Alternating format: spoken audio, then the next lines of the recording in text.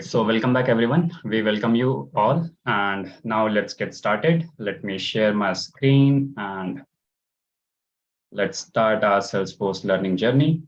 So before we move ahead and before we start with the today's agenda, today's topic, let's have a quick recap of whatever we have learned so far just to ensure that you guys are not forgetting whatever we have learned so far, right? Fine. Now, if you remember, I told you that associate credential is a beginner level credential, which is a bridge for a non-IT guy or for a guy who's not at all experienced in Salesforce. It is an entry point for such guys, right? Now, this is nothing but a composition of this particular certification, which involves Salesforce ecosystem of 32% weightage. It has navigation, it has 28%, and these two things we have covered yesterday. All right. Now, today we are going to talk about data model and report and dashboard in Salesforce. What is the use of it? How exactly we do that? Why, what, and how? I'm going to take care of. So don't worry about that. So this is about the thing which we are going to cover today. Now we have also learned about something called as a Salesforce ecosystem. Now I told you that Salesforce ecosystem is made up of two things. First one is the Salesforce customers who are using the Salesforce software, right? All those MSMEs, all those companies which are big or small, doesn't matter. Those guys who are using the Salesforce software, those companies, they are nothing but our customers. In terms of Salesforce, we call them as an account, right? They can be small, they can be big, they can have big revenue, they can have a small revenue, doesn't matter at all. But they are part of Salesforce ecosystem. Then comes your Salesforce partners. What are the partners? Partners are nothing but the professionals like me, the professionals like you, who you will become in future. All of us are the skilled professionals who are going to work on this particular tool, this particular CRM software, in order to help achieve a good business, in order to help a customer so that he can enhance his business, he can implement the better functionalities for a better satisfaction of their own customers, right? For example, if this particular software is being used by Bank of America, then Bank of America would like to use it for the satisfaction of the customers or the account holders who are in Bank of America, right? So if the customer is happy, then your Bank of America will be happy. They will be ready to pay more for the better licenses. And at the end of the day, Salesforce will grow. This Bank of America will grow. And at the same time, you being a Salesforce professional, you will also grow because the growth is going to be divided, growth is going to be shared, right? So this is nothing but a Salesforce ecosystem. And that's why I told you that in Salesforce ecosystem, in future, with the current trajectory with which Salesforce is going on, we are expecting 4.2 million jobs by 2024 in this particular ecosystem, right? Economy impact 1.2 trillion. Okay, not even billions, it's trillion. Now this is more than GDP of multiple countries. So I hope you understand. Then Salesforce career option, we have got various career options, and I have told you that you can go into the coding path, you can go into the non-coding path, you can go to the non-coding paths like administrator, where your only job is to do the point and click configuration. You don't have to write any code, but you will have to use the functionality or the customization features which Salesforce has given you. And for that, you just need a 6 to 12 months of experience. That's it. Okay. Now, the salary range, etc., we have already discussed. I have told you that we need the certification like associate certification, for which we are preparing right now. You also need a certification like Salesforce admin. After that, based on your will, you can go ahead for these certifications as well. The more certifications you have, the better knowledge you have, the better are your chances to thrive in this industry. Note here, I'm not saying you will survive, just survive. I'm saying you will thrive in the industry if you have a good knowledge and a good certification, right? Now, after that, we have also discussed about a development career. Now, not everything can be done with the help of just a point and click tool. What if your customer wants something additional? What if your customer wants which is not by default present in Salesforce? In such cases, Salesforce says use my platform, which is called as force.com platform. And by using that platform, you can build your own custom application. Okay. So if the ready-made software as a service which Salesforce has given, if that is not satisfying your requirement, you can always go ahead and create a custom app. You can write a code for the same.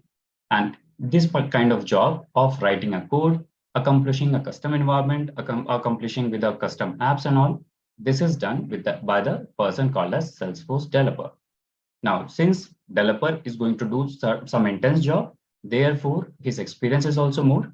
Likewise, his pay structure is also better, and the knowledge which he requires is also bit on a higher side. Certifications needed. These are the certifications we have already discussed. After that, we have talked about a consultant, and we have discussed that consultant is nothing but a bridge between a customer, let's say Bank of America, and the technical team. Let's say in this case, some service-based company, let's say TCS. Now, in order to tell the functional requirement which is coming from Bank of America to the guys who are technical in nature, who are working for Bank of America and TCS, you need a Salesforce consultant, right? So this is nothing but a consultant in this case.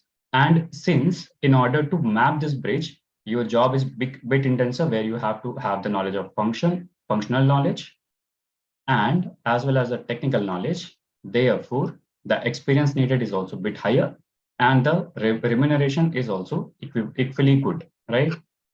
Certifications, you can go for business analyst, sales cloud consultant, service cloud consultant, so on and so forth. Then comes your technical architect. This person is responsible for revamping the complete business. His main focus is to transform the business. Now, in such cases, since your expertise is more, therefore you require a good experience of 5+ years. This is one of the highly paid job in Salesforce ecosystem of an architect. Okay. Then certifications are this, and I have also told you that there are certain resources which are going to be your partner in this whole journey of Salesforce learning, and these resources you are going to use till the time you are in the ecosystem, till the time you are associated with the ecosystem, right? Now, what are these resources? We have seen that we can go to Trailhead, we can create our account, we can see the things, we can use a saasguru platform, we can practice everything in the developer org, we can use a Trailblazer community where we can discuss the doubts, where we can ask the things. Then comes the community groups, Salesforce Help, Idea Exchange, where we can where we can exchange the ideas. For example, you felt in future that there is some button which is needed, and that should be brought in. So what you can do, you can just pitch your idea in the Idea Exchange, and if Salesforce finds that your idea is good, then they are going to incorporate this change in their releases. So Salesforce keeps on putting the releases after every 3 months. Okay, there will be maintenance release, and in those releases, it is going to incorporate the change which you have suggested, provided it is good. Then comes your saasguru LinkedIn profile. We also keep on posting useful information on our LinkedIn profiles. After that, we have talked about cloud computing model, and I have told you that cloud computing will have few features, like it is on demand. I have given you the example of pizza, where you just have to pay for the slice which you are eating. You don't have to pay for the entire pizza, right? Then comes you can access it from anywhere just with the help of internet access. It allows multi-tenancy, where multiple guys are using the same resources, same pool of resources. I gave you the example of an apartment where there are multiple guys who are living, but all of them are subjected to same swimming pool, same water tank, same stairs, so on and so forth, right? So this is nothing but you are sharing the resources. Then you can scale this as if your demand has increased, you can always go ahead and pay more and get the more licenses from Salesforce. And at the same time, you will get the metered uses. You will get to know that how many licenses you are using, what kind of work you are doing. So you can always measure that. Then as far as the cloud computing is concerned, I told you that there are going to be 3 types. 2 are supported by Salesforce, which is SaaS and PaaS. Infra as a service is not supported by Salesforce. Now, what is SaaS? I gave you the example of kitchen, that in the kitchen, just a person went and that person has got the ready-made food. That is nothing but a software as a service. When you come to Salesforce and you take the software, which is ready-made by Salesforce, for example, Sales Cloud, Service Cloud, etc. This is nothing but an example of software as a service, right? But if you are not satisfied with this one, you can always go ahead and create your own software. You can create your own application by using the force.com platform.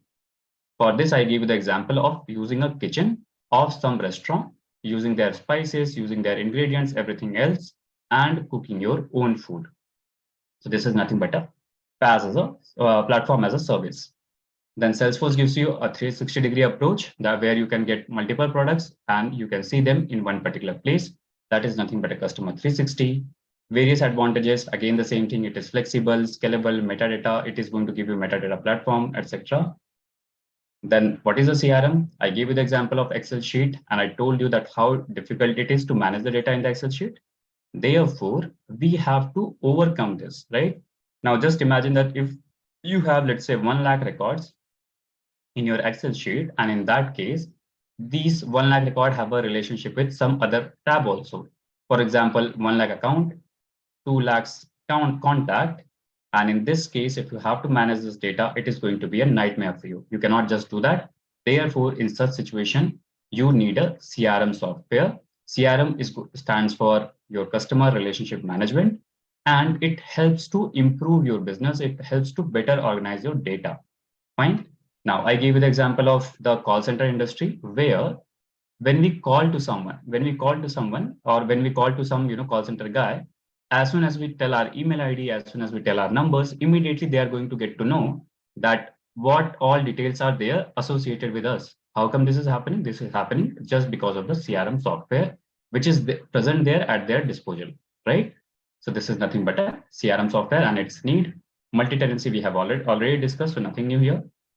Then we talked about the different environments, and I gave you the example of bank, that if the environment which companies use, every company which use, for example, if Bank of America is using the environment of Salesforce, the organization which they are using or the application which they are using, that is nothing but a prod application, also called as a production. And every request which is going there is directly accessing the live business data. So every customer which Bank of America has, they have that in prod. Now, if anything goes wrong here, then it will have a impact on the business of the Bank of America. So what we say there, in order to avoid any kind of mistake or in order to rectify the mistake before reaching to production, we have multiple testing boxes called as sandboxes. Again, these are the organization only, these are the org only, just that they are going to have the refined data. So based on the business need, we can have multiple sandbox. And likewise, we have something called as a dev org, where we practice our concepts, and the same thing we have created freely by using the sign up form, which we have filled yesterday. So this is about your orgs. Then I have shown you the demo of all these things, how you can map your Salesforce org with the trailhead, how you can log into Salesforce, how you can complete your sample trailhead project, etc., etc. Then we came and we searched about Salesforce navigation, and I told you that in Salesforce, we have got a various kind of navigation. We have got something which is called as global search. Now, if you remember, I have shown you that as soon as I type some account name here, let's say Edge, immediately it showed me all the accounts which have the Edge in its name, right? So for example, I had got Edge communication.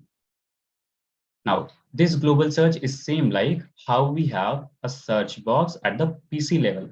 If you just click on this PC in our Windows, then immediately it is going to take you to or when you type Windows plus E, immediately it is going to take you in the Windows Explorer, right? And at the top right corner, you will get one option called as a search. When you type something here, it is going to search that particular file in the complete hard disk. Yes or no? The same thing is here applicable on the global search, that it is exactly same, no difference at all. Now, this is search. And after that, we have something called a setup. In the setup, I told you that this is a place where most of the times you being an admin or a developer, you are going to work here. Okay, this is a powerhouse for admin and developer. So this is setup. And then we have seen all these things. What are the applications? What are the tabs? What are the different, how we can create a new opportunity, etc., etc. What is the app launcher? Then we have talked about the favorite. Then we have talked about also a search option here, and then view all. Then after that, global search, as we have already discussed, search option, this is also a search only. Then we came and I have shown you this is a setup option from where we can do lot many configuration. And being an admin or developer, you will be always required to work here. Object manager is a place where we create the object, And as far as our object is concerned, I told you that it is same like a table, and I have shown you the same in the Salesforce as well, that how that data is going to get stored in the form of table. I told you that your object is same like a table. How your table is nothing but a collection of rows and columns. In a similar way, your object is nothing but a collection of records and fields. Okay, they are equivalent to each other, right? Now this is done. After that, we have seen this thing. We have seen this one as well, app menu, we have seen. Yeah, then comes a page layout, where we have discussed that page layout defines what is going to be displayed on your page. If you remember, there was one field which I have removed from the page layout yesterday. And as soon as I removed that, it was not available in my UI. Why? Because that particular field is no more associated to the page layout. So what does it mean? It means that just having a field at the object level is not enough. Okay, just having a field at the object level is not enough. You also need to expose this field on the UI. And for exposing the field on the UI, you need a concept, or you need a functionality called as page layout. Everything has a layout here. It's not like, this data is being displayed here, or vice versa. Or, this particular block which you are seeing, this is not being displayed somewhere here. Why? Because it is forming inside one page layout. Okay, this is because it has a page layout. Now this is done. After that, we have talked about list views. I have shown you that every data is going to be displayed here in the form of list. Page layouts, how to export the page layouts, I have shown you there. Compact layout we have seen. Then we have talked about custom buttons, where you can create the custom buttons, you can create the custom links, and then we have done this hands-on exercise. Now I'm quickly going to jump to the today's topic, which is going to be discussing about the Salesforce object structure, the security, and the analytics. Okay, this is going to be the important topic, and I want you guys to have a full attention here. It is going to be very very elaborate. Just sit here, try to understand the concept, and in case you stuck somewhere, you can reach out to us in the form of comments, right? Fine. Now let's move forward and let us talk about Salesforce object architecture. Okay, just give me 1 minute.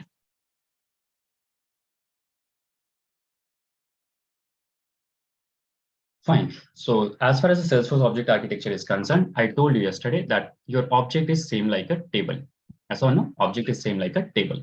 See here, it says that there is a scenario where there is one car company, let's say Tesla Motors, is a manufacturing company for cars. Okay, it sells the car through dealer network, and customers can book a test drive of various cars at the dealership before making a purchase decision.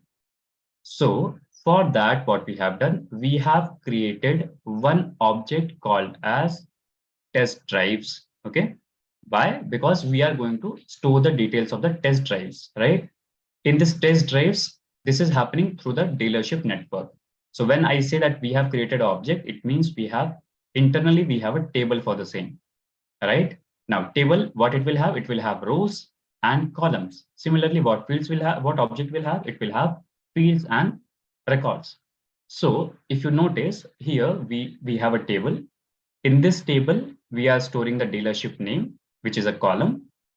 So it means this is nothing but one field, field 1, field 2, then field 3, field 4, and field 5. And with what we have done, we have just transformed the data of our table in the form of object. Today we are going to create this in the more elaborative way. So don't worry about that. But for a time being, just understand that whatever the structure was there, the structure along with the data, we are going to migrate it to the object level. And we are going to create the fields, we are going to create the records, and with the help of that, the whole need of creating the Excel sheet like this will be gone. Why? Because now we have the more sophisticated system in the form of Salesforce application, right? Fine. After that comes the type of object. Now here's an interesting thing. In Salesforce, as you know, that Salesforce offers you two things. One is nothing but a software as a service, which is a first cloud model. Second one is nothing but a platform as a service, which is a second model. Now, as far as the software as a service is concerned, you know that these are nothing but a ready-made thing. Yes or no? So when I say that there is one application, let's say Sales Cloud, which is ready-made in nature, it means even the objects which we are going to have, they are going to be ready-made. Yes or no? Did we create the account object? Answer is no. Did we create the contact object? Answer is no. Did we create the lead object? Answer is no. All these objects are coming by default. Okay, we have not created it because they are the standard objects. Salesforce says that the objects like account, lead, opportunity, campaigns, and codes, in other words, these tables in the Sales Cloud application, the objects like account, cases, knowledge, and orders in this Service Cloud application, etc., are the ready-made applications. And not only ready-made application, but also it is a ready-made object. Correct? Now, all these ready-made object, and along with this, we also know that we can create the custom objects. I have given you the example of vanilla ice cream, right? Now, if let's say you are not happy with these objects or your job is not being done with the help of these objects, what you are going to do? You are going to create a custom object. In other words, you are going to create your own table. Just try to understand it like this, that you are going to create your own table. Okay. Now, when you are creating your own table and there is an existing table, how are you going to differentiate them? How Salesforce will differentiate that which application, which objects I have given them and which objects they have created? That's a problem. Therefore, Salesforce says every object which you are going to create by using your own knowledge or by using the post.com platform, those objects, I am going to add them with a suffix called as underscore underscore C. Okay, the underscore underscore C defines that that particular object is a custom object. And not only the object, the underscore underscore C is applied with many things, for example, object, field, etc., etc. Okay, so wheresoever you find underscore underscore C, please note that is a custom. That is a custom thing which is not standard. We have created that. Fine, this is another thing. Now let's come down and let us talk about fields. Now I told you that your object is same like a table. Yes or no? Table has rows, table has columns, object has records, object has fields, and now we are going to talk about this field structure. Okay, now we are going to talk about making the columns, because if you notice in this case, if I want to store the dealer's name, I should have the column for dealer, right? I should have a field on my object. So here we are going to talk about the fields, and for creating a field, the first and foremost important thing is from where you are supposed to create it. So for that, first you have to go to the object inside which you want to create a field. Because if I want to create a column, let's say a dealership column, which I was showing you earlier, inside my, let's say, object called car, then I cannot create this column inside some other table, which let's say which has a name as account. Can I do that? Answer is no. It has to be at appropriate place, right? Therefore, first I have to choose the object inside which I have to create a field. When I choose the object inside which I have to create a field, then I will have to define something which is very important, which is called as data type. Now, those of you who come from IT background, you guys might be knowing what is a data type. But those of you who do not come from IT background, for you, let me give you one example. And with that, let me try to explain you. See here. First thing first, let's say there is one elephant. Okay, now my drawing is pathetic, I know, but still I'm trying to make something here. Okay, there is, let's say, one elephant. Okay, now this elephant, his height is, let's say, 12 feet, or let's say 10 feet, and you have a flat, or you have a home which has a height of, let's say, 9 feet. Now just think logically, can this elephant fit into this particular home?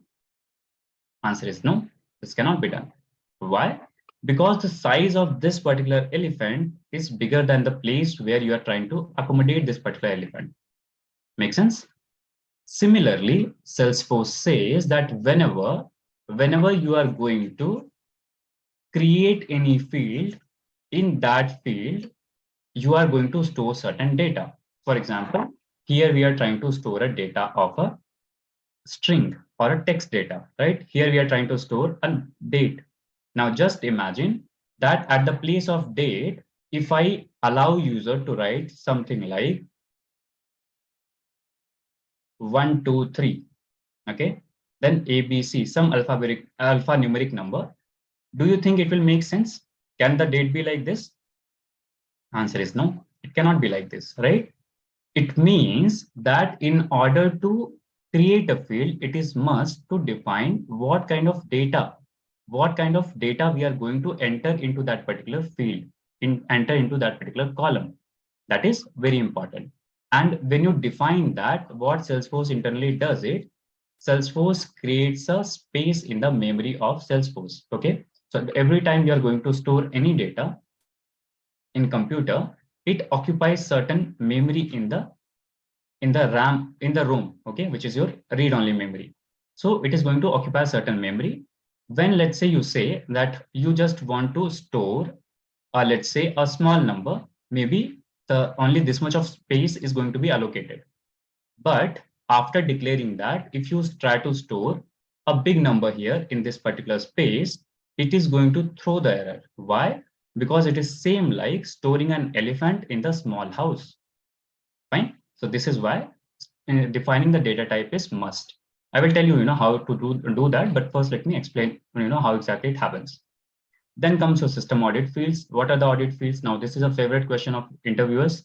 And in the interviews, they will surely ask you, being a fresher, that what is the audit field or what are the standard field? Now, as soon as you create an object, there will be certain fields which will be created by default from Salesforce side. Okay. Fields like the owner name, fields like created by, fields like created date, etc., etc. These fields are the fields which are going to give you certain audit related data. For example, you created certain record, and that record is created by you. So if someone wants to identify that, they will just come and see here in the created by fields value. They will get to know that, okay, this record has been, let's say, created by a person called Peter. Okay, this data will be stored. So this is going to be used for auditing, right? That's what the word audit means, right? That you are taking the accountability of someone, or you are auditing someone, that who has done what, at what date you have created it, who is the record owner, who has created the record. So who is the record owner, who is, who has modified this. There is a field called as last modified by, that is also there. So if you are a record owner and somebody has modified your record, then you will get to know that as well. Okay, and all these fields are coming by default, and they are called as either the audit field or the standard fields. Then comes the standard field customization. Please note, not all the standard fields can be customized. There is only one field which can be customized, which is called as name. And this can be customized when its type is text. If it is auto number, then in that case, even this field will not be able to, you will not be able to customize this field. Then you can delete the field, but not the standard fields. That is not possible. Custom fields are referenced to the different places. With, for example, you can use them in the Apex code, in the automations, in the validation rules, etc., etc. So basically, deleting a field is possible, and within 15 days, you can retrieve back your deleted field as well along with the data. That is also possible. Okay, then you can restore this. I have already mentioned. Now, field history tracking, another important point, and a possible question for your interviews, that what is a field history tracking? Please note that, let's say there is one field. Let me just come here. Let's say there is one field called as number of inventory, or let me use other example. Let's say the example is you have a field called as interest rate. Okay, interest rate, And in this field, the interest rate was initially, let's say, 5%. Okay. Now, in your organization, there is some guy who is, let's say, leaving the company, and he said, he thought that, okay, my manager has, tortured me so much. So now in this case, I am going to, play with the interest rate. And what he did at the time of leaving, he changed it from 5 to, let's say, 50. Now, this is a problem, right?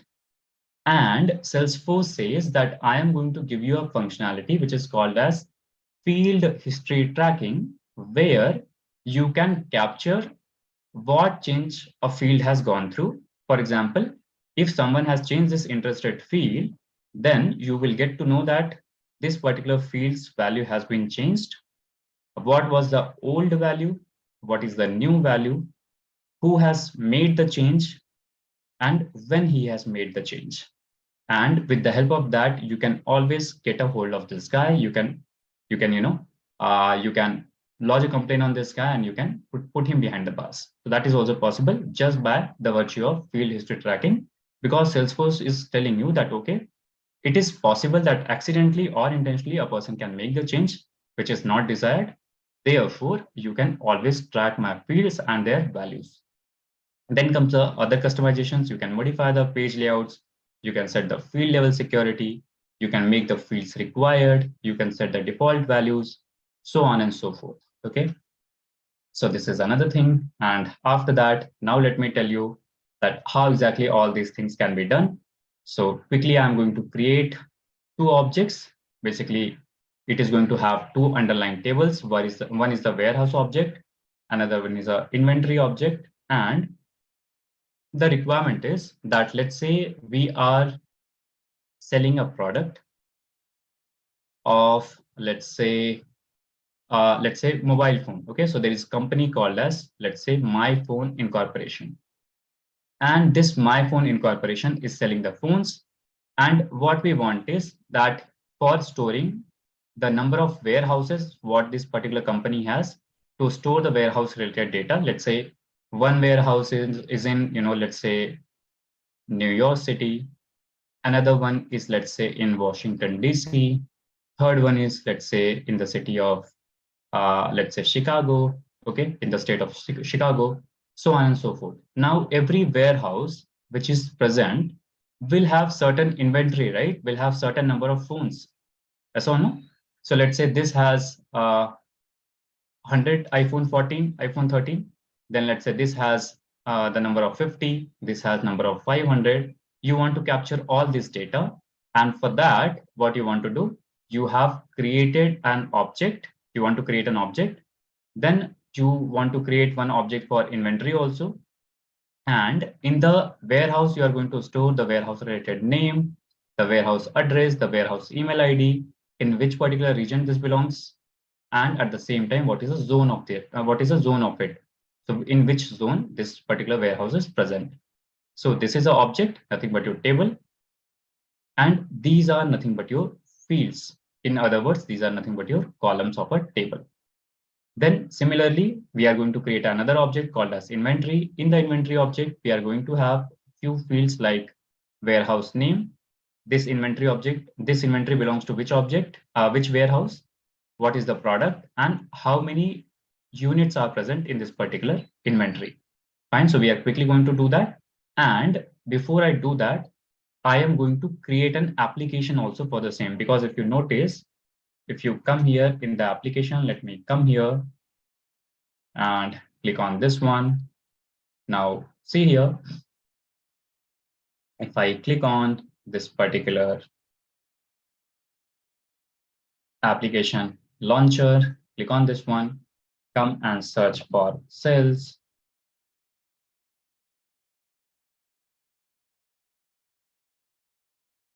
After coming to sales, come here and see now, you can see that I have all these tabs, all these objects inside my app, right? Inside my app. So basically the structure is something like this, that I have an app container. I have app, which is same like a container. Inside one app, there can be multiple tabs. You can see there's a tab for opportunity, lead, task, file, account, contact, etc. Each tab which you have is corresponding to one object because your tab is nothing but the entry point. Yes or no? Now, in this tab, if you click, for example, if I click on accounts, I am going to see multiple fields, right? I'm going to see multiple fields. It means that my object has got multiple fields. And then by entering all the data in the fields, you are going to create the records. So it means that first thing which I'm going to do here in this case is I am going to create an app called as inventory management application. Fine. And in that app, after that, I will be adding the objects and I will be then adding the tab to that particular app. See here, first thing first, come to this one, just right click here, click on setup option. Let me close this window. Come here and search for app manager. Now this is the place from where we create the apps. So click on app manager. Okay, now it will ask you that do you want to create a new app or you want to see the existing apps? You can see all the existing apps are being displayed here. I will click on new lightning app. After clicking on new lightning app, I will give the app name. So what app name it says showcase the inventory management application. Right, let me make it bigger. Inventory management application is going to be my name. So inventory management application. Come down and now developer name. Now please note this is the developer name, which is very important for the developers. And whenever I'm going to write a code in my application, or whenever I want to use this particular application in my code, I am always going to use this name and not this name. Why? Because two applications, two fields, or any other thing can have the same label. This is going to be displayed on the screen. Okay, this is nothing but a label, but this is going to be the actual API name. This means that when I'm going to write a code or whenever I'm going to refer this particular application, I am going to refer it by this, not by this, because this is going to be unique always. Okay, no two apps will have the same developer name or API name. Okay, now description here we mention against which particular requirement we are making this change, but for a time being, since it's we do not have any requirement, I'm just mentioning, let's say change request number 785, something like that. Click on next. Now it will ask you that what kind of application you want to create. Do you want to create it for the standard navigation, which I have shown you yesterday in the form of sales application, the normal standard sales application, as well as the console application. If you remember, in the console, we have seen that it is used by call center guys for a easy transaction or for easy navigation from one record to another. Therefore, I am going to select here as a standard navigation right now. Then in which applications, in which systems you want to use it, I'm choosing it here as desktop and phone so that I can use this particular application in desktop also, as well as in the phone also. And let's stay with the defaults. Click on next. Do you want to add any utility? As of now, stay with the default. Then it will ask you that which all tabs you want to add. Okay, which all tabs you want to add. For a time being, I am just adding one tab, which is a home tab. Click here. This is for home page. If you want, we can remove it later. That is also possible. Click on next. Then for which particular profile you want to make it available. Now, in simple terms, if I have to explain you, profiles are nothing but a department. Okay. And if you have seen our application, when I was showing you the concept of user, I believe yesterday, I have shown you that as soon as you create the application, you become the system admin. So if I come here, if I click on user, and if I just click on my name, you will find that my profile is system administrator. Can you see? It is system administrator. It is coming by default as soon as I created my org. It is going to be the same thing for you as well. So just make it available for system administrator, put it on the right-hand side, click on save and finish. Let it save, got saved, come here and now just search for the application, which is inventory management application. Click on this. and you will find my application is ready, right? And I'm getting the home tab. But my job is still not done. I have to create two more tabs here, two more objects here. Therefore, first I will create a warehouse object with all these details, and then I will create the inventory object. Come here, click on this icon, click on setup again. And from setup, come to object manager, which is here. Click on create custom object. Now let's give this data. So let me make one change here. Just give me 1 minute. Let me bring this thing on the right hand side and this particular page on the left hand side. I believe it is visible to all of you. Okay, now what it says that warehouse object, the warehouse number is the record name. So I will come here. I will write the name as warehouse.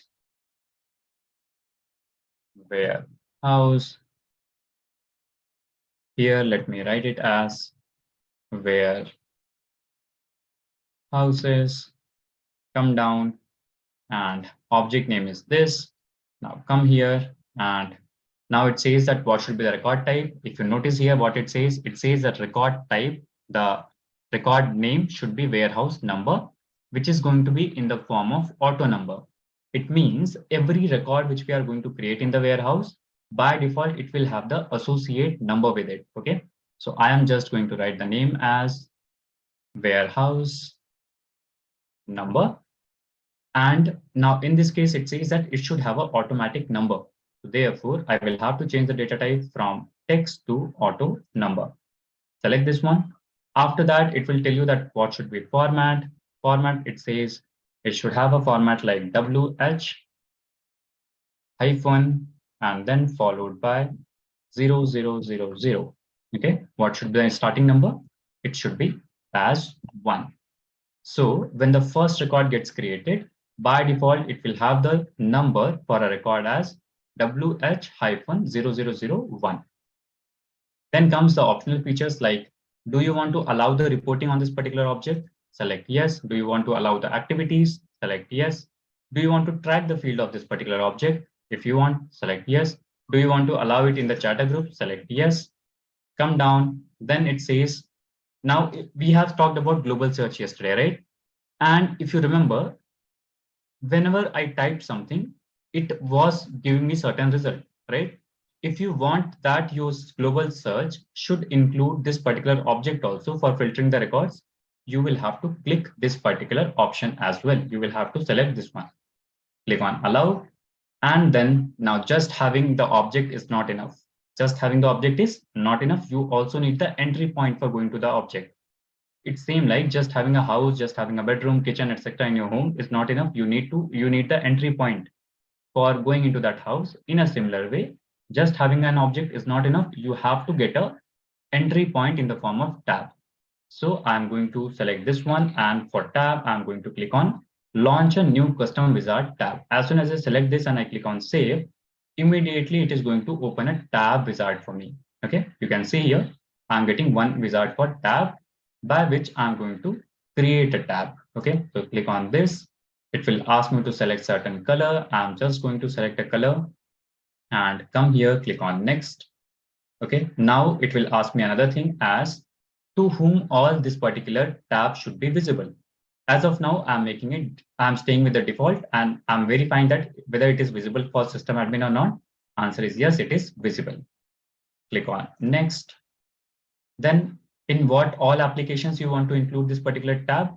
I just want to include this particular tab in the new app which I have created, which has a name as inventory management application.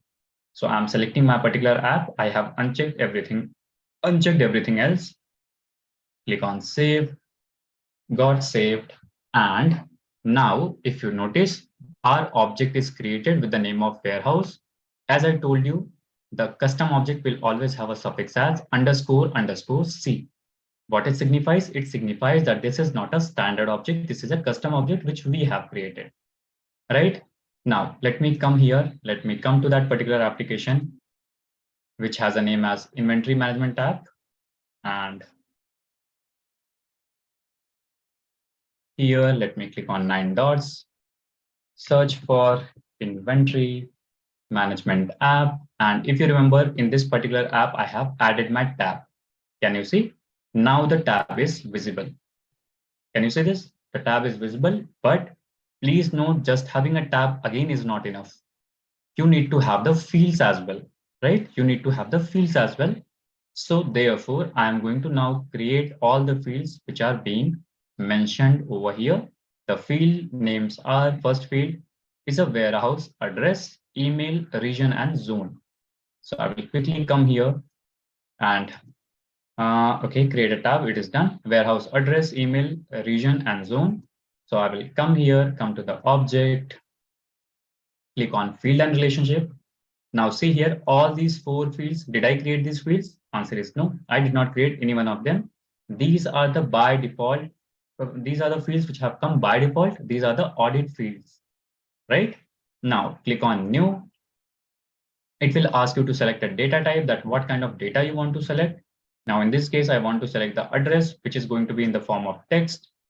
I will come down, and here I'm going to store in the form of text area. I can store it in the form of text also, but text area is going to give me a bigger strength or bigger, size for storing a text. So I'm storing with a text area. Click on next. Give the field name. Let's say field name is warehouse address. I'm just writing ADDR just to save some time. Automatically the field name will be populated. Description I'm not giving. Now, another thing, Salesforce says that, do you want every user to compulsorily add a data into address? If yes, make this field as a required field. If you remember, yesterday when I was creating the account, I have shown you that there were few fields which had a red symbol, red asterisk mark, right? What it meant? It meant that that field has to have a value. It should compulsorily have the value, right? This is done by using this particular checkbox. Click on next. And then just come here, check whether it is available for admin or not. It is available. Click on next. Then add it to the page layout, because just having a field is not enough. You have to add it in the layout as well. So I am just selecting this particular option. Click on save and save new. We have got 2 buttons. Save we use when we have to just create one field and our task is done. But save and new is used when you want to save the existing field which you have created just now. And after saving this field, you want to create a new fields. For example, fields like email, region, and zone, etc. So this time I'm going to click on save and new. Now again, the same wizard has opened for me. For email, I will come down and I will select the email data type. Click on next again. Write the name as email. Done. Come down, click on next. Okay, come here, check for system admin. It is already there. Click on next.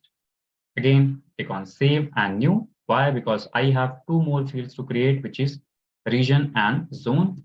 Come here. Now see here, region is going to have multiple values. Okay, and for such fields, Salesforce says I'm going to give you a data type, which is called as pick list.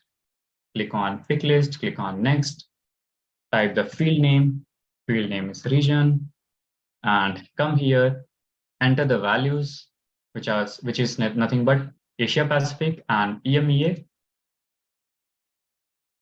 PAC, EMEA, and come here, click on next, again next, and again save and new, because I have to create a new field.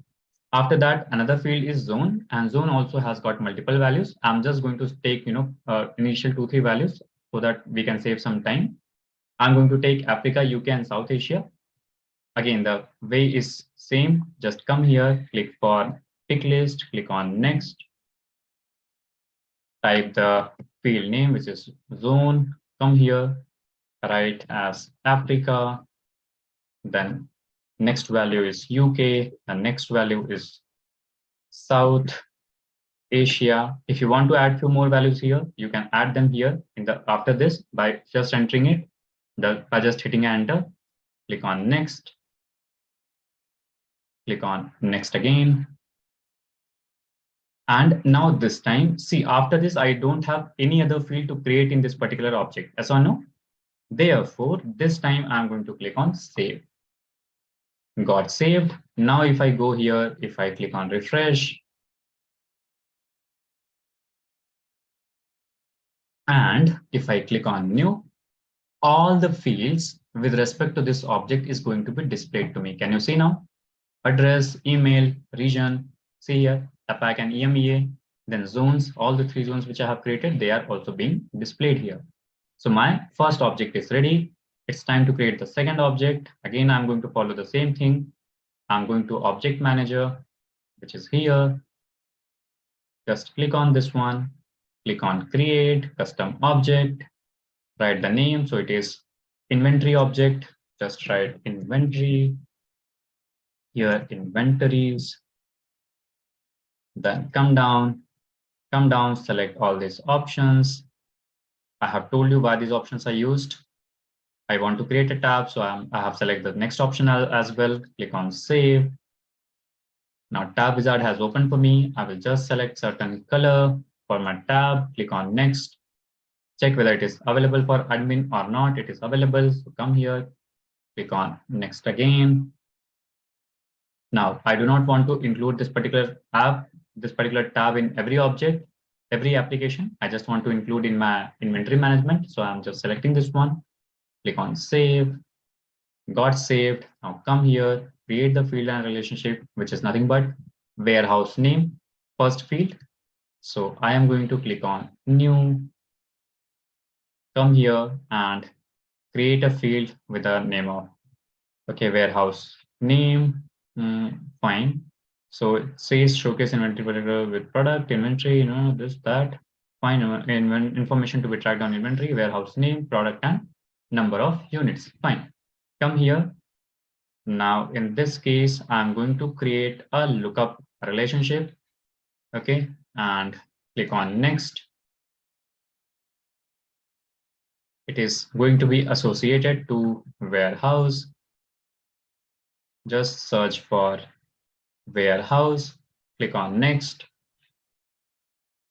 warehouse name, come down, and click on next. Okay, so let me just find. Click on next. Got created. Add it for this particular system admin profile. Click on next again. Come here, add it on the page layout. Click on next. Click on save and new because I want to create another field. Now this field is talking about product, which means a product object. And for that, again, I'm going to create a lookup. Now, as of now, just understand what is a lookup. When there is a relationship between 2 objects and you want to make certain kind of linkages. For example, there was a linkage between account and contact yesterday, which we have seen, right? Now, in such cases, we can use either the lookup relationship or the master detail relationship. This is in detail in our next slides, but as of now, I'm just selecting the lookup relationship here. Okay, now click on next. Use the object name, let's say product. Just hit enter. And did I give the name for this one? Let me just verify it once. Lookup, click on next. Select the object, which is product. Come down. Click on next. And write the field name. So the field name is product here. Click on next again. And make it visible for admin. Click on next. Add it on the page layout. Click on next. Click on save and new because I have to create the third field as number of units. Now, when I say number of units, it is going to be a number, right? So for number, I have a field called as number. Come here, click on next again, write the field name, which is number of units. How many numbers? What is the inventory number? In this case, I'm saying that length should be maximum of 3 or 4. Come down, click on next. It is available for admin. Click on next again. Click on. Now, in this time, I'm going to click on save. Got saved. And if I come here and if I just refresh this particular application, let me see whether I have added this particular tab in my object or not, in my application or not. If not, I will add it from here, click on add more items, come to all, and the tab name was inventories, right? Click on this one, just add it here, click on save, got saved. Now just refresh it once again, click on inventories. Now you can see I am getting the application, which is my master container. Inside my application, I have got multiple tabs. Inside each and every tab, I have got multiple fields. As of now, there are no records, so it is not being displayed. But if I click on new, you will be able to see all the fields here, right? For example, I'm going to create one record as, let's say, address is, let's say, BLR. Email is abc@abc.com. Region is, let's say, APAC. Zone is, let's say, I'm selecting some random zone because I have not selected all the values here. Click on save. Record is created in the warehouse object. Come here and see the complete record is saved here. If you come to this tab, if you click on this, you will find the record which you have created. If you have a number of records, all the records will be displayed here. Similar is the case for inventory object also, that if you click on new, it is going to ask you that what should be the inventory name. For example, I'm writing the inventory name as N1, something like that. Okay. If I want, I can create this as a number as well. Okay. That is also possible. Then from which warehouse this particular inventory belongs to. Now, here is the thing. If you remember, I have used a field type as lookup, right? And as soon as I selected this field, I told you that this is used for creating a linkage between two different objects. Yes or no? Now, when I create a linkage, it means that this field will ask me to get a reference of the parent object. So in this case, I will have to populate the value of warehouse. Okay, I am populating the value of warehouse. Now again, the relationships are of two different types, which I will be telling you what are they, and what is the specification about them. But for a time being, understand that this is going to be used for creating a linkage between two objects. Then comes the product. Here, let me choose some random product. If there are no products, I will create one. Let's say product for selling my phone, and phone code is my MT001. Product family, I'm just selecting anything. Click on active description. This is my phone 13 Pro, something like that. Click on save. My product is created and it is selected as well. How many number of units are present? Let's say I have 200 units in my inventory. And here, let me write it like IN1. And this inventory is of New York City. Okay.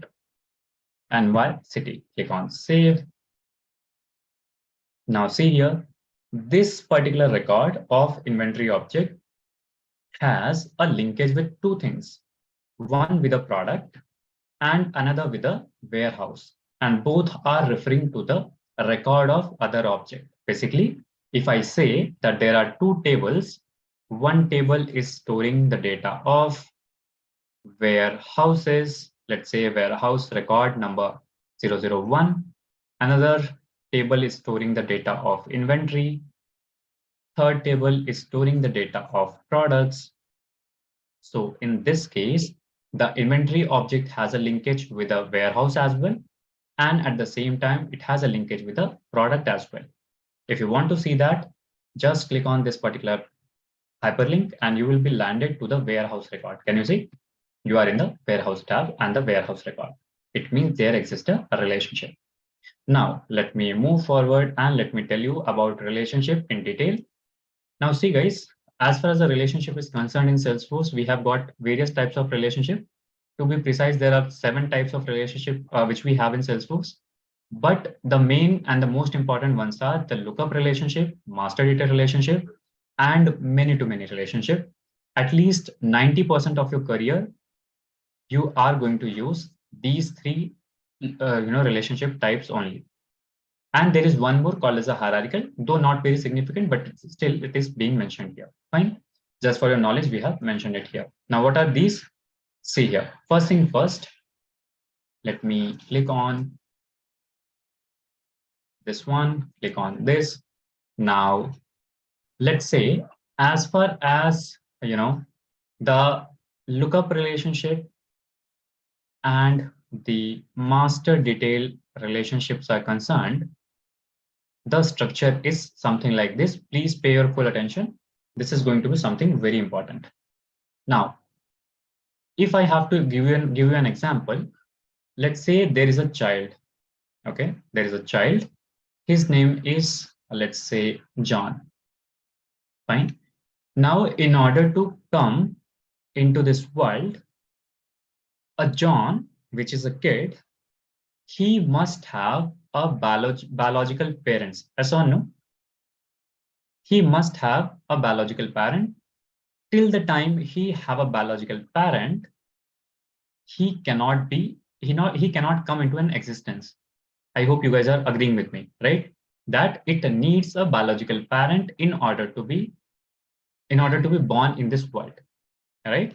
It means for the existence of a child, a parent, a biological parent is must. In a similar way, whenever there comes a situation where between two objects we want to make a relationship, let's say object 1, let's say object 2, and we want to ensure that every record of child, or every record of this parent, this child object 2, must be associated to some parent. In that case, we make a master detail relationship. What kind of relationship we make?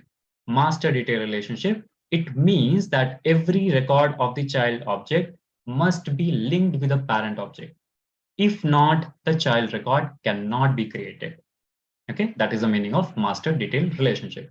Whereas if there comes a situation where the existence of a child is optional, where the existence of a parents are optional, and child need not have a parent associated parent record, if that is the scenario, and similar kind of scenario you want in Salesforce, that a child object record can exist even without a parent, in such cases we are going to go for a lookup relationship.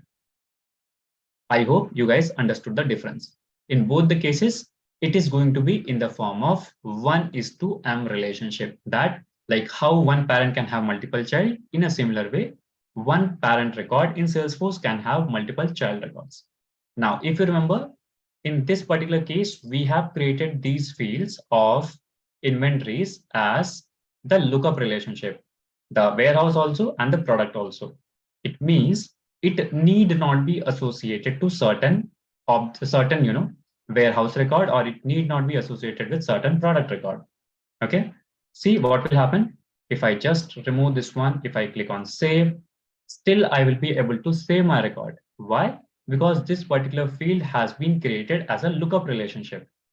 Okay, if I want that my record must have a parent record associated to it, in that case, I am going to create a master data relationship from the same place where we have created the lookup relationship. The procedure remains same, just that in the data type, you are supposed to use a master data relationship option. Okay, now there are some features about master data relationship. Let me quickly take you through that. It is tightly coupled, as I was telling you, that it must have the parent record. In this case, this is loosely coupled. The record of the detail, which is the child record, cannot be created without a master. Here it can be created without a master. How I have shown you, it can be created. It may have a parent, it may not have a parent, it doesn't matter. Child record sharing, there is something called as a sharing. We can share the record. If the parent object record is shared, by default, the child record will also get shared. Okay, but this is not the same case in case of a lookup relationship. In one object, you can have maximum of 2 master data relationship, whereas in case of lookup relationship, you can have maximum of 38 lookup relationships. Okay, then if you delete a master record in case of master data relationship, even the child records will get deleted, whereas this is not the same case in case of lookup relationship. And then we have something called as a roll-up summary field. Roll-up summary field can be created only on the parent record of the master data relationship, whereas roll-up summary fields cannot be created on the lookup relationship. Now, let me quickly move to the next slide and let me tell you the concept of formula field and the roll-up summary fields. What are these? See here, guys. As far as the formula fields are concerned, in any scenario, we need some kind of auto calculation. For example, if I have one object for, let's say, contact, okay, and on the contact object, I have a situation where I want that my contacts which I'm getting, for contacts, I'm storing the date of birth as well. And I want that if someone has given the date of birth as, let's say, 3/5/1965, then automatically his age should be calculated. His or her age should be calculated. Now just imagine that in the contact object, there are 1 lakh records. Now, if one has to calculate the age of 1 lakh guys, don't you think it is going to be that person will just die, right? Sitting and calculating someone's age manually one by one. First thing that it is not feasible. Second thing, there we can make a lot of mistake, right? So in order to avoid such things, Salesforce says that I am going to give you a field called as formula field. This field is going to be used for all the auto calculations. So whenever you want to perform certain kind of automatic calculations, use the formula field. This field is meant for that. So just by writing one line of code, you can calculate the age of each and everyone who is present in your Salesforce org. That is not even a code. Okay, that is not even a code. Just few lines. Okay, just one line. And inside that one line, you just have to mention certain syntaxes. Okay, that's it. Certain logic. Okay, some more specification about the formula fields are being mentioned here, that you can have maximum of 3,900 characters in formula field, so on and so forth. So, nothing new. Now, apart from that, there is something called as a roll-up summary field. Again, an interesting point and very important as far as your interviews are concerned. Now, what is a roll-up summary field? See here, let's say there comes a scenario where your warehouse and inventory object, okay, when I say there is one warehouse in the New York City, that warehouse may have multiple inventories stored at different places, right? That is quite possible. Or, let me do one thing. Let me take an easier example so that it will be easier for you to understand. Let's say there is one account called as Microsoft, right? And with Microsoft, let's say there are 4 contacts who are associated. So let's say contact number 1 is, let's say, Parth. Contact number 2 is, let's say, Sarthi. Contact number 3 is, let's say, Priya. And contact number 4 is, let's say, Shivani. These 4 guys are the contact of the account called Microsoft. And this count, there is, let's say, another account called as, let's say, HP. For HP, there are 2 contacts. Let's say one is Peter, one is, let's say, Timika. Fine. Now, what we want to see that how many contacts are there for each and every account. Now, in a real-time project, there can be a possibility that you have got, let's say, 1 lakh account. And for those 1 lakh account, the total count of contacts which are associated are, let's say, 2.5 lakhs. Okay, this is the combined count, combined count which I'm telling you. And what your business wants from you is, your business wants that for every account, whatever is the number of contact associated, that should be displayed on the account record itself. I will repeat the question again. See here, I'm saying that your business wants that on every contact, every account, whatever the number of contacts are present, they should be displayed. Their count should be displayed. Salesforce says if that is the requirement, do one thing, you can use my roll-up summary field concept, by using which I am going to tell you the count of the child records. Number one, you can get the count of all the child records. Number two, if let's say that, so you can get the count. For example, if you use the roll-up summary field here, you will get the count as 2. Here you will get the count as 4 on the account itself. I'm telling you on the account, not on the child record. Okay. Then if you have the relationship where there is a relationship where you are including certain values also, certain numbers, certain revenue. So in that case, you can get the minimum value of all the child records which are associated to certain parent record. That is also possible. For example, with account, there exists a relationship between opportunity, opti, and if for one account there are 5 different opportunities which are present, opti 1 has a revenue of, let's say, $2,000, opti 2 has a revenue of, let's say, $5,000, or opti 3 has a revenue of, let's say, $9,000. Now in this case, Salesforce says that I am going to give you a facility where you can, if you want to give a minimum of all the associated opportunity, just use my min function of the roll-up summary field. And by default, on account 1, I'm going to display the $2,000 as the lowest opportunity amount. Same is applicable on maximum opportunity also, and same is applicable on sum of the opportunity. If you want that what is the total sum of the opportunity on the account, then you just use the sum function of the roll-up summary field, and by default it is going to tell you that the total sum is 9 plus 5 plus 2, which is nothing but 16. So the $16,000 will be displayed on the parent record. Mind you, here it is going to be talking about parent record. Okay, so roll-up summary fields are always created on the parent object record. Fine. And these are the several things. Now it's a time for break. Let me see what is the time right now.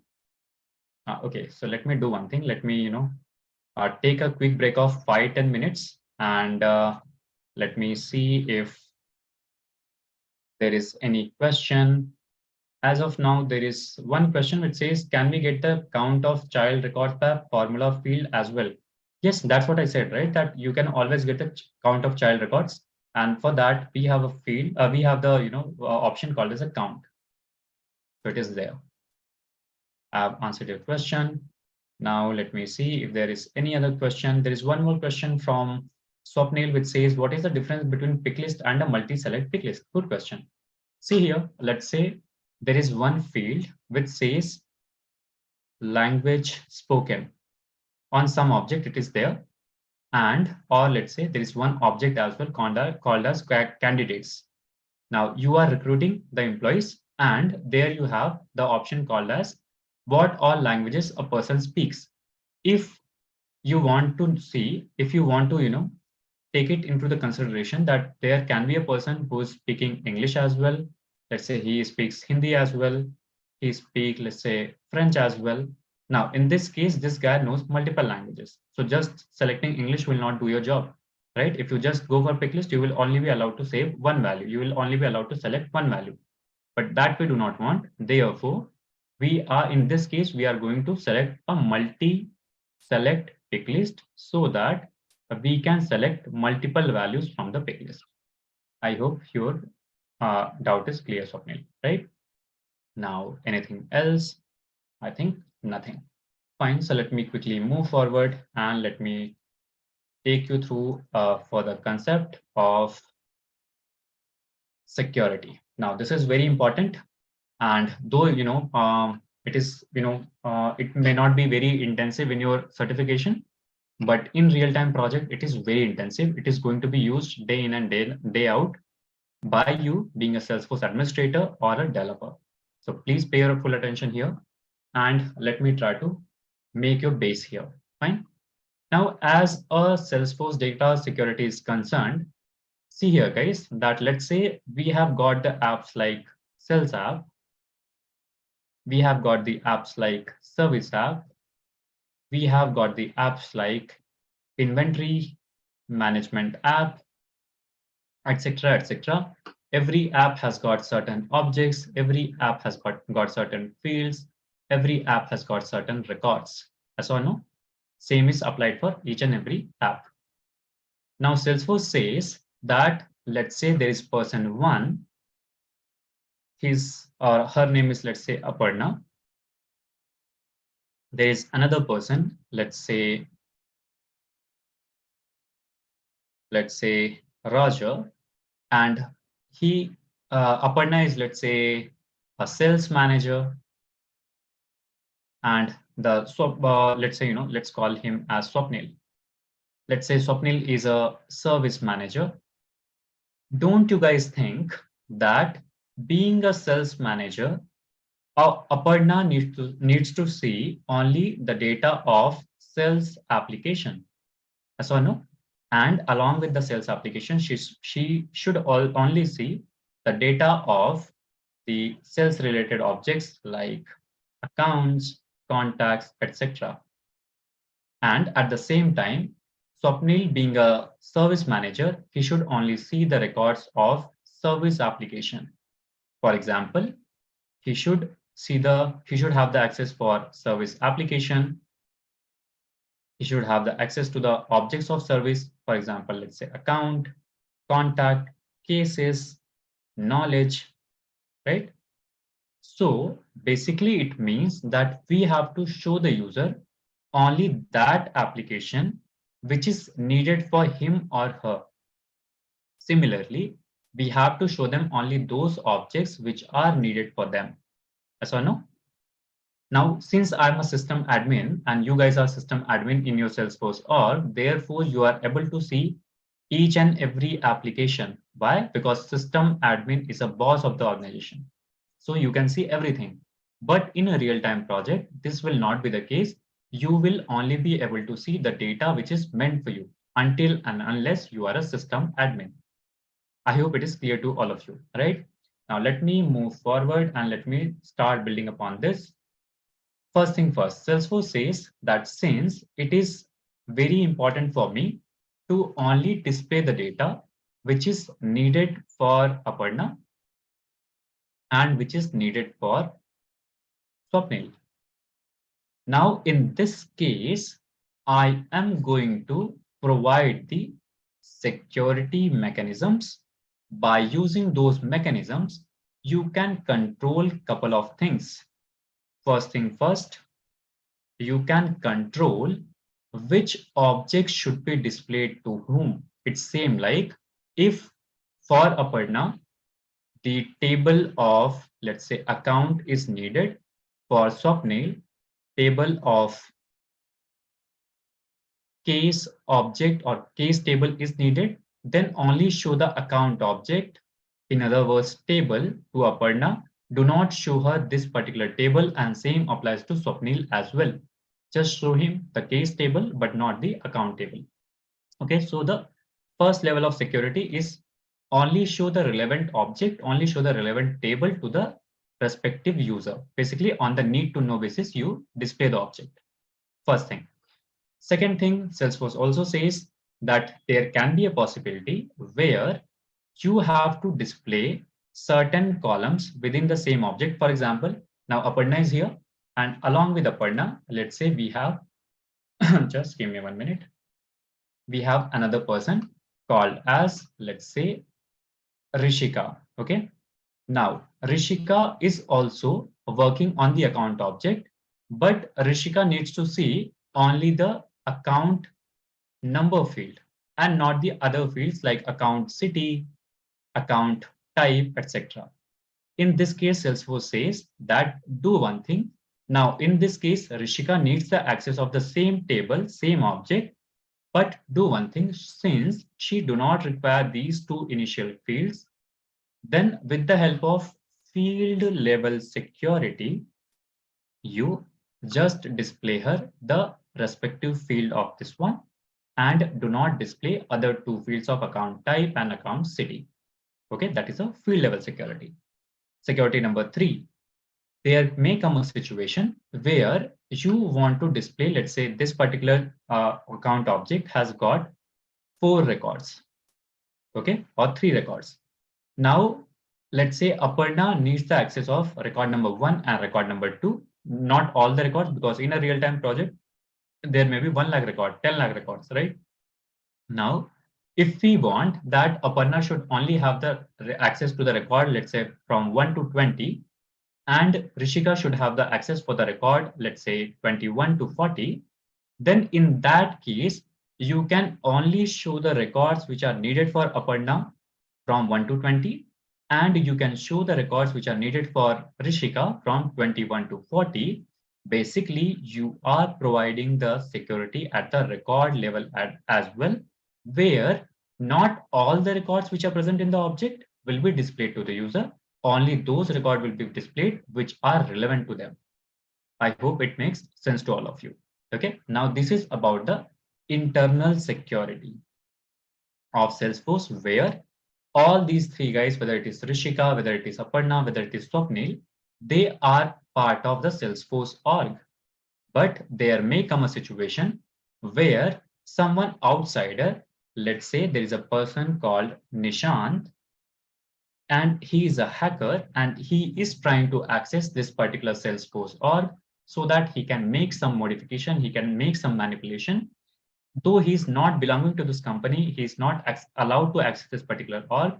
Salesforce says in order to safeguard your org from an outsider, I am also going to give you a org level security in the form of external security, where you will not let the outsider access your application. You will not let the outsider access your org by checking their IP ranges, by checking their machine IP, by checking at what time they should log in, so on and so forth. So there are 2 kind of mechanisms which we have in Salesforce, mainly the internal security and the external security. External security defines that your org should be protected from the outside world, from the outsiders. Whereas internal security defines that those insiders who have the access for the application should not do a misadventure, should not try to manipulate the data, which is not their own data. I hope it is clear to all of you. Now, let me just move forward. I have already explained you these 4 things, so nothing new here. Now, as far as the object level security is concerned, we have got various mechanisms here in order to protect the object. One is profile, where when I say profile, it means department. Let's say in the organization, if there are one department is HR, another one is finance, next one is, let's say, marketing. All the guys are requiring the access for a different object. HR needs the access for the appraisal object. Let's say we have one table for appraisal. Finance team needs the access for the finance related object. Let's say salary is the object. Then similarly, marketing team needs the access for the object called as, let's say, campaigns. Now, in this case, Salesforce says that for every department which you are seeing, whether it is HR, finance, or marketing, create one profile for them and just assign that particular object access for their profile. Okay. And when you do that, on the profile level, you can restrict the access of one object from other person, from other department. Same is the case with the permission set. This is again one of the mechanisms for by which we safeguard the object in Salesforce. For field level security, we can hide the field, show the field based on the profile, for whom it should be visible, for whom it should not be visible. And for record level security, again, we have got several mechanisms like role, manual sharing, record level sharing, etc. But they are the deeper concept, which may not be a part of your associate syllabus. Okay.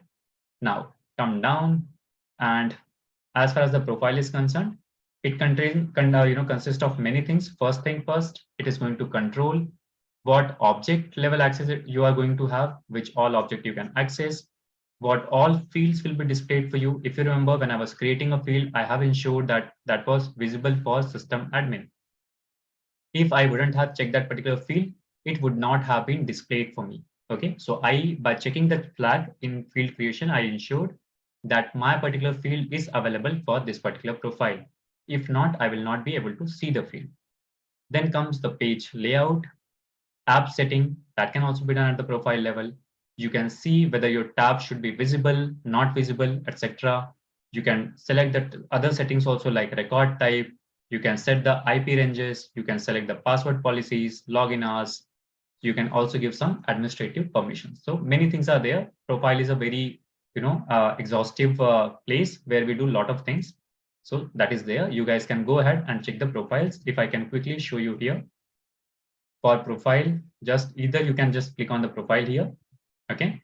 For example, if I click on the system admin profile, I will be directly navigating to profile of administrator. See here, it says profile detail is this, page layout is this. Come down, what all custom objects it has. It has the access for the inventory object which I have created. It has the access of the warehouse object which I have created. And along with that, we can also set the field level security. We can also set the custom app setting. For example, if you remember, for inventory management app, I have given the access for this particular system admin profile, right? If you come down, you will find the name of inventory management here.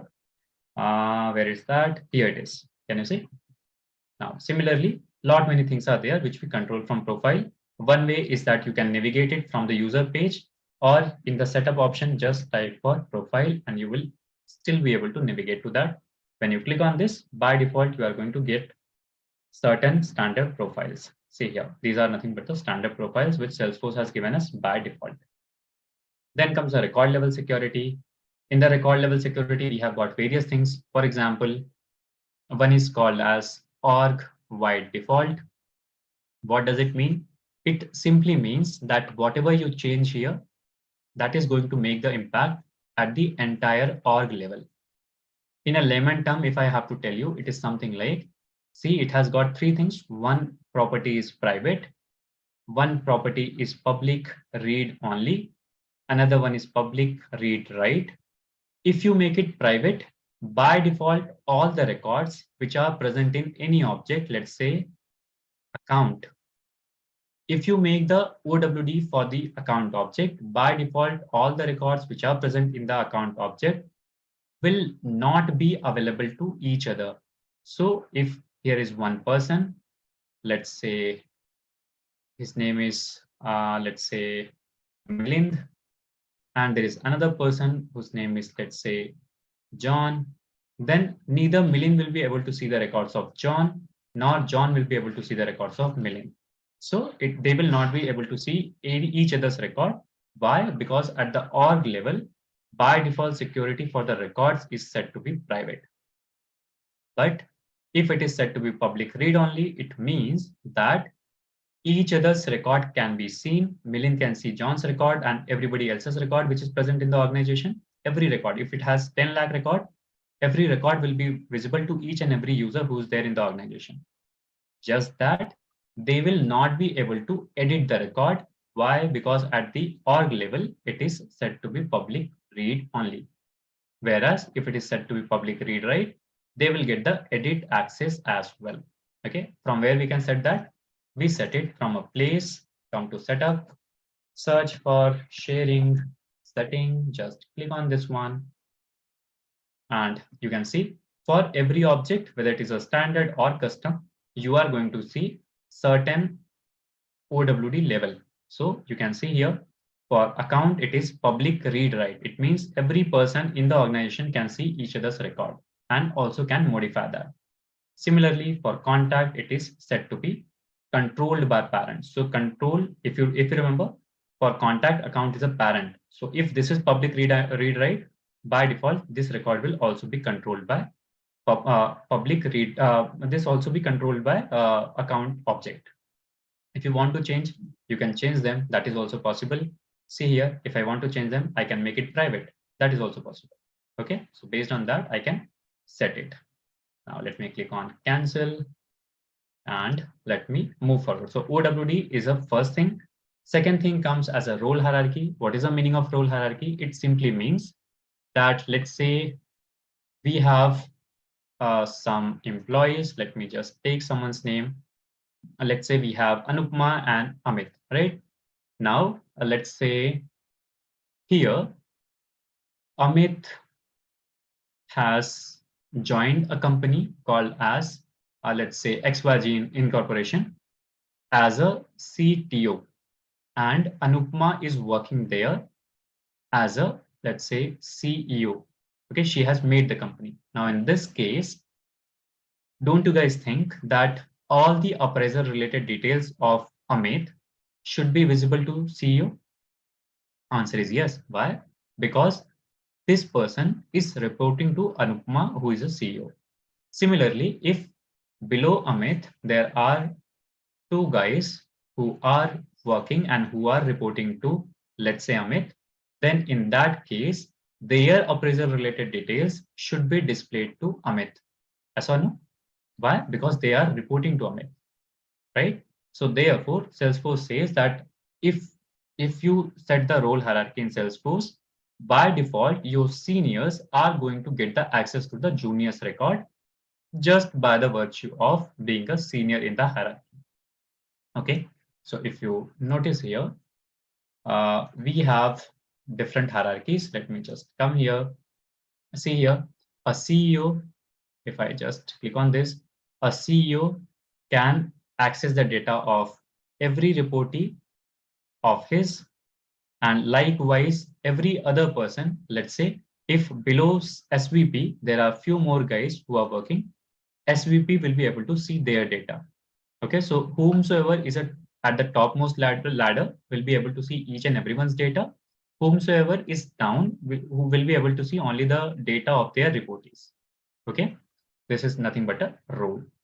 If you want to set up a role, the place from where we do is this place. Come to role. You can come here, click on set up roles, and this kind of hierarchy you will get. And by using these hierarchies, we set up the role structure in Salesforce. After that comes the permission set. Again, I have told you that permission set is going to be used for controlling your object access. Okay. Now, what permission set does? It basically it is used for giving the additional access to the user. Now, if I have to give you a simple example, understand it like this, that we have one organization, and in that organization, there are two guys. One is, let's say Falcia, and another one is Kashyap. Okay. Now, let's say Falcia is here, Kashyap is here, and at the same time, we have another employee whose name is, let's say, Mayank. Okay. Now, what has happened is that, let's say Falcia is working in finance department. And since I'm saying department, it is referring to a profile, right? Now, Falcia is from this particular profile. Kashyap is from, let's say, HR profile, and Mayank is a CEO of the company. Now, in this case, what has happened is that there was one more employee who was supposed to join finance department of Falcia, but somehow, he did not join. Workload is very much for Falcia, and what has happened that she is not able to manage the work because her workload is daily. She is extending for 14 hours. Now, after after this, she has complained to Mayank that workload is too much. If this continues, I may leave the company in between. Now, Mayank is in action, and Mayank is hunting for the resources of the finance department. But unfortunately, he is not able to find them due to some market issues. Now, he got to know that Kashyap is working in the HR department, but he has a finance background. He has done his commerce and he has some finance background. Therefore, what he wants is, Mayank said that I'm going to pay you 70% extra salary, let's say. Can you please help her? Can you please, work for her, work with her along with your own HR job for, let's say, 2 weeks. And in the 2 weeks time, I will try to get another resource for her. Now, in this case, Kashyap needs additional access along with the HR profile. Why? Because he has the access for the HR department. He has the access for all the objects which are relevant for the HR department, but he needs to work on HR as well as finance. And this access he requires added as an additional access. Let's say for finance, he needs access for the finance or salary object. So now what we will do, we will create a permission set for him. In that permission set, we are going to give him the access for the salary object, and on his HR profile, which he already has, there we are going to give him the access of HR related object, the let's say appraisal object. So when he gets a profile of HR where he has the access for appraisal object, along with that, when he gets the permission set where he get the access for salary object, now he has got the additional access. Okay, and altogether he will be having the access for appraisal object as well as the salary object both. Okay, so this is meant for granting the additional permission to the specific user. Okay, additional permission to the specific users. This is nothing but the permission side. Now let me move forward. We have talked about, the objects. We have talked about what kind of relationship it has. We have talked about, what kind of security we have in Salesforce. Now let us talk about the data analytics. Okay. And as far as the data analytics is concerned, it is done in Salesforce in the form of reports and dashboards. Now, first let us try to understand why do we need it? What is the need of having a report and dashboard? Now, just imagine that you have one object called as, let's say, an object of account, which has got, let's say, 10 lakh records. Okay. Again, I'm saying on the, on the lower side in a real-time project, your object may have a more records also. Okay. Now, let's say there are this much of record, and your manager, or let's say your CEO, who is sitting somewhere in Europe, wants that what all accounts are present in the system, which are from, let's say, the EMEA region. What all accounts belong to this particular region, your manager wants to see that, your CEO wants to see that. Similarly, he also wants to see all the records which belongs to the APAC region. Now, in this case, what do you suggest him? Do you think that he is going to go ahead in the account object, or for that matter, any object, and he is going to see those records one by one? He's going to navigate to them one by one. Okay, this record is Europe. Let me note it down in the notebook. Then this record is also from the Europe. Let me note it down in, in the notebook. Again, this is from, let's say, APAC. Let me note it down in notebook or in the notepad file or in some kind of Excel sheet. Do you think this is a feasible approach? Answer is no. This is definitely not a feasible approach. Why? Because he, being a CEO, neither has a time nor has a energy to go through it and do a job of data entry guy, right? Therefore, Salesforce says that I am going to give you a mechanism by using which you are going to get all the data which you ask based on your filter criteria, based on your requirements. If you want to see your report based on the region, do that. Just put a filter there for a reason, for whatever the region you want to see the data. Just type that, and I'm going to get all the records from that particular region for you. Similarly, whatever the condition you want to put, let's say you want to put a condition on account type or all the records which are created in this financial year, everything can be done with the help of reports. Okay. And based on the reports, you can also see those data in the graphical format if you use a concept of dashboard. Okay, one by one we are going to see. See here, first thing first, what is a report? It is used for displaying a data. It is used for the data analytics, for getting the better clarity of the data, that what kind of records are present in your Salesforce object.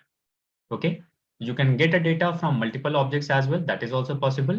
For example, you can create a report that displays a list of all the opportunities and the products for which they are related. All those things you can find out. Similarly, you can get a report of all the accounts and their associated contacts. Now just imagine that I have got account where there are 100 accounts, and let's say 200 contacts are associated to them. To one contact, let's say there is three contact. To one account there is three contact. To one account there is only one. To another account there is four contact, but to another one there is only two. If you want to get a customization or categorization of such accounts and contacts, in that case you can do that with the help of a report. You can just create the report and it is going to give you the relevant data based on multiple objects. It can be one object, it can be two, it can be three, it can be four. And based on those objects, you can create a data. Okay, you can create a report. Now, mainly the reports are of three different types. One is a tabular report, second one is a summary report, and third one is a matrix report. Whereas dashboard is going to be built upon the report. So whatever the report you have, if you want to see the a graphical representation of that report, in that case, you are going to go for a dashboard. Now, a dashboard is always built upon some report, and it is going to display you the data in the form of pie chart, bar chart, line chart, metric, gouage meter, etc. Okay. So if you just want to see here, this is one such report, an example of tabular report. As the name itself says, it talks about table, yes or no? And the report which I have created, this is also in the form of table only. So this is nothing but a tabular report. And we can also have a graphical representation of the data of the report.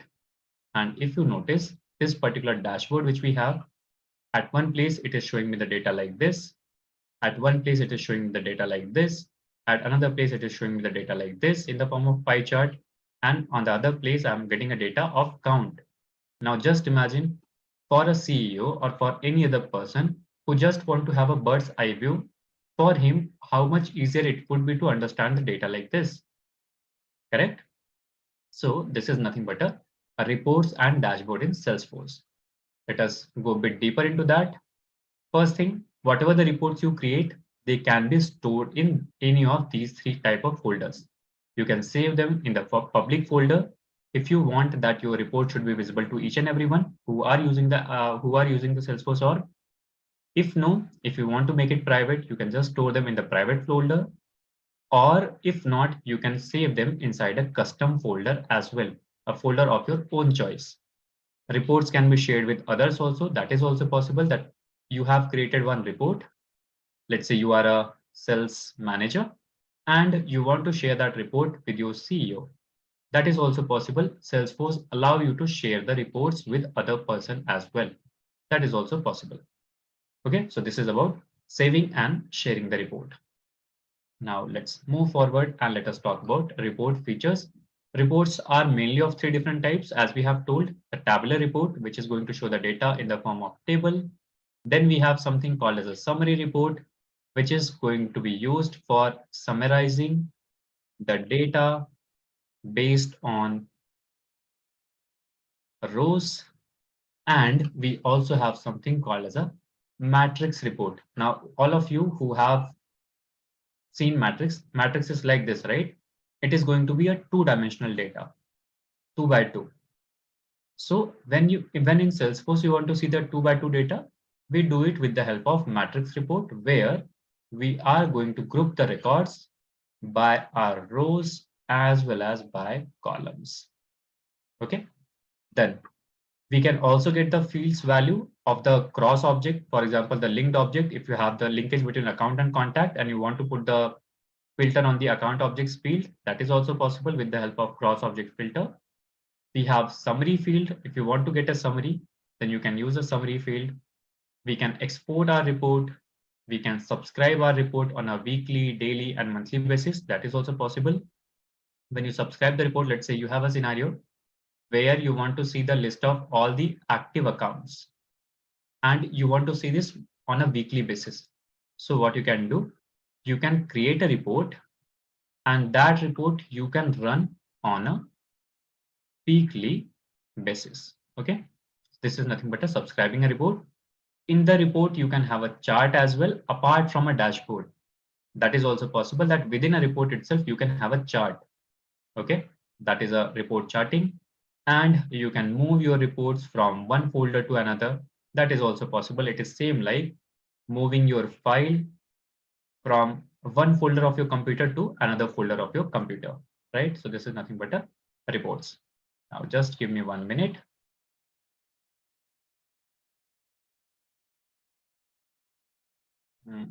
Okay, so now comes the report formats. So we have got three kind of reports: a tabular, a summary, and a matrix. See here, tabular is in the form of table. This is a basic report which will get created by default. By default, this report is going to get created if you do not choose any other customization. Whereas summary reports are the reports which are used for summarizing the data, Let's say you are saying that you want to summarize the report. See, let's say you are creating the report on the account object and you want to summarize it based on the account, let's say type. So in that case, what you can do is you can just summarize this particular report by, you can group it by rows. Okay, group it by rows, where you are going to mention that you want to group it by the types. Okay, so all the rows are going to group and they are going to give you a summary. Similarly, if you have a scenario where you want to have a 2 by 2 matrix, then in that case, you can summarize it. You can make a matrix by grouping your rows as well as column. When you group both the things, then in that case, it is going to give you a 2-dimensional data. How exactly it is done, I will show you in the report section. Then some features about all these reports. When we just want to make a list, we are going to go for a tabular report. When we want to group and summarize, only group by row. In that case, we are going to go for a summary report. And when we want to group it by rows as well as by column, in that case, we are going to go for a matrix report. Okay. All the three reports are supported in the dashboard, and report chart is only supported in these two, but not in the tabular reports. Please note this point. We also have something called as a bucket field that is supported by all the three kind of reports. Formulas are supported by these two, but not the tabular report. And cross-object formulas are not supported by any one of these. Okay. Now, let us come down and let me tell you about dashboard and dashboard related components. And here, see, as I was telling you that dashboards are going to show you the data in the form of graphics, right? In the form of pie charts, in the form of bar charts, in the form of funnel charts, etc., etc. Now, see here, can you notice? We have the funnel-like structure here. Here I have a kind of some chart is there, right? Now, all these things which we are seeing, all these things are nothing but the representation of the underlying report. So this is not just coming in the air. This has been formed dynamically based on the report which is underlying to this particular dashboard. Again, the dashboards can also be shared. It is going to be dynamic in nature. Every data, as soon as the data of your object is going to change, immediately the dashboard will also change, and your dashboards can be shared with the other users as well. So nothing, in a similar way, how we have shared the reports, we can share the dashboard as well. Now, what I'm going to do, I'm going to quickly create a report for you. And here, what it says, it says create the following report, store all reports in the sales report folder. Okay, so we should have a sales report folder first. Let me go here and let me create one folder. For this, what I'm going to do, I will come here, come to my application, come here, and first add the report and dashboard tab. Because if I do not have the entry point, how am I going to go to that particular tab, right? Come here, search report, add it. Similarly, add dashboard as well. Report and dashboard, I have added. Click on save. Got saved. Click on reports. Now, see here, it says all the reports should be stored in the folder called as sales reports folder, right? I will come here. I will come to this button, click on new folder. give a folder name as sales. What was the name? It's sales reports folder, right? Sales reports folder. Now this name will get populated automatically. So just click on save. Got saved. Now I have created one folder here. Inside this folder, I am going to create a report, first in the form of tabular report, which is nothing but a table, to show all the opportunities having close date of this year. Come here, click on new report. And now it is going to ask you a very important question, that on which object you want to create this particular report. In my case, I want to create it on opportunities, right? So opportunity is my object. Come here, click on opportunities, let it load, just select opportunities, click on start report. Now see here, by default, I'm going to get certain structure here. And on the basis of this structure, you can see that now I am getting various fields which are present in this particular opportunity object. If you want to see that, just come to opportunity object here. Let's say I will go to sales app, come here, click on this one, come to opportunities, which is here, click on all opportunities. See here guys, opportunity name, account name, amount, close date, stage, etc., etc. They are nothing but the field of the opportunity object. And the same thing I'm getting here as well. For example, amount, stage, opportunity name, opportunity owner, etc., etc. If I do not want some field, for example, owner role is a blank field here, which is not having any value. I do not want this. I can simply remove it from my layout. Okay, got it. I have removed it. Done. Now come here and let me remove the opportunity owner as well, because it's same anyhow. Click on refresh. This is also gone. Let me come and let me see, is there any other field which is irrelevant and which I can remove? I think next step is not having value in any of the records, so I can remove the next step as well. Come here and remove this one as well. Done. Click on save, click on refresh. This is also done. And after that, now see what it says. It says create a tabular report to show all the opportunities having close date of this year. Now, as of now, if you see, I have all the records where did I add the close date? Let me see. Yeah, close date is here. I should only get to see those records where the close date is of 2023. Now, since I have created my brand new org, so by default, it is coming here as 2023. But if I have the older org and in that I want that, what I will do, I will come here, come to the filter section. In the filters, I will say that what all opportunities I want to see. So in this case, I want to see all the opportunities. Okay. Every record which is present in this particular opportunity object, I want to see that where the close date is from this current year. Okay. And in this case, instead of first quarter, I'm going to select it as in the current financial year. Okay. Just select this one.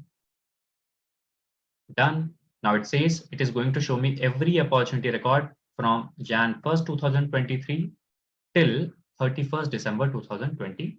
Click on apply. Done. Click on refresh. Done. And now, once my table of my report is ready, let it come. Now what I'm going to do, I am going to save this report. Okay, I'm going to save and then I'm going to run this. So I'm getting two buttons, one just to save, another one save, and after that execute the report. So I'm going to click on this one, save and run. Give the name as new opportunities, or let me write it like all opportunities of 2023, and report name will get populated automatically. Now it will ask you in which folder I want to save it. I'm going to select my folder which I have created, which has a name as sales report folder. Click on select folder, done, click on save. And Now you can see that I am going to get a report in which I am going to get all the records. There are 22 records in this particular object where the close date is of this particular financial year. See here, all the reports are of 2023. Yes or no? And what kind of data I'm getting? I am getting a data in the form of table. In the form of table. That is the very reason why we call this particular report as a tabular report. Okay, this is nothing but a tabular report. Now another thing to note here is if I click on edit, see here that there is one button called as add chart, which is disabled by default. Okay, this button is disabled by default. Why? Because this is not supported in the tabular report, whereas it is supported in the other reports. This is another thing. Then it says create a report to show count of all accounts, all account reports grouped by type. Okay, so now this time I'm going to click on new report. Now on which object I want to create it? I want to create it on the account object, right? All accounts grouped by the account type. So come here, search for account object. Inside here we have account. Select here the account object, click on start report. And now you can see all the fields of the account object are being displayed here. If I want to add certain extra field, I can always go ahead and add it from here. Okay, but in this case, I do not want extra fields because my requirement do not talk about any specific fields here. What I will do is all those columns which do not have any other field, I will just simply remove this, remove them. For example, last activity, remove. Then what else is needed here? Let me check. Is there any other field which do not have value? I think account owner is also not needed because I'm the owner here. I'm removing this one also. And now see here what it says. It says that create a report to show the count of all accounts group the report by type. Okay, so here it says about all accounts.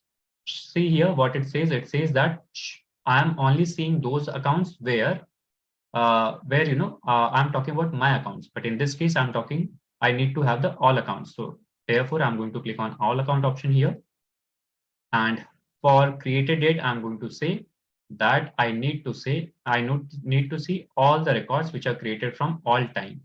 Click on apply. Let me click on this one so that it will update automatically. And at the same time, it is telling me to group it by type. Okay, basically it is asking me to create a summary of it. So what I will do is I will go here and in the group rows, I'm going to type a account type field, click on type and then click on save and run. Let's say I'm going to give a name as all accounts grouped by type, all accounts grouped by type. Come here, come down, select it in our same folder which we have created, which is sales reports folder. Click on select folder, click on save, got saved, and let it load. Can you see now? All the records are grouped by the type. For example, there is one type called as customer direct on the account object. For customer direct, there are 7 records. See here, we are getting a summary, 7 records. Okay, then come here again, we are getting a summary that there is one type called as customer channel, and for channel, the total count is 4 records. What are those records? They are mentioned here. If I click on any one of those, I will directly be navigated to that particular record. That is also a beauty of report, that as soon as you click on any record, you will automatically be navigated to that. See here right now, I'm inside account record and I can see the associated contact, associated opportunities, associated cases, etc., etc. Right? So everything is being displayed here. And in this case, this report which we have created, this is nothing but a summary report. Mind you, for a summary report, we can have a chart. You can see earlier in case of tabular report, the button was disabled, whereas in this case, this particular button is enabled. So if I want to add a chart, I will quickly click on this one and let me just come on edit. Now you can see I'm getting certain chart. If I want to change the chart property, I can do that as well. For a time being, let me select it like this, click on save and run, and let it load. See here, guys, a report along with a chart, right? That's the beauty of reporting in Salesforce, that you can have a report along with the chart as well. Now, modify the above reports to show the reports grouped by industry as well. So it needs two kind of grouping now. One based on type, another one based on the industry. Okay, so one grouping we have done based on column, another grouping I'm going to do based on the column. First, I have done based on the rows. So come here, search for industry, come here, and at the same time, let me just add the industry field in my report. Okay, and click on save and run.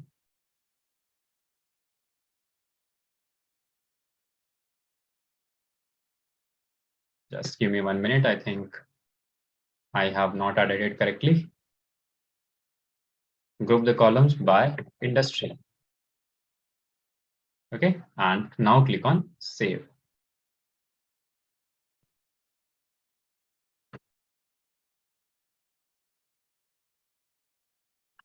All right, so see here, guys, I am not only getting the chart, but also I am getting the matrix. Can you see here?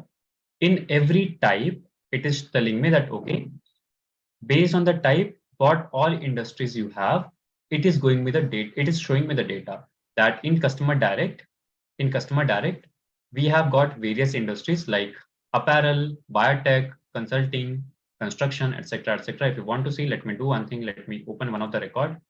Click on open link in new tab and let it load. Fine. So it has loaded now, and come down, come to details, come to the industry, and see here, when I click on this one, I am going to see various list of values, right, from in this pick list. So based on this LOBs, I have grouped the records. So one grouping is based on the type. So you can see it is grouped by the rows.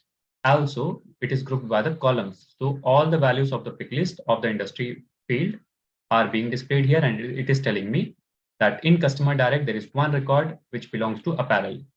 There is another 3 records which belong to energy industry, so on and so forth. And you can see now that I am getting 2 by 2 grouping in the form of matrix, right?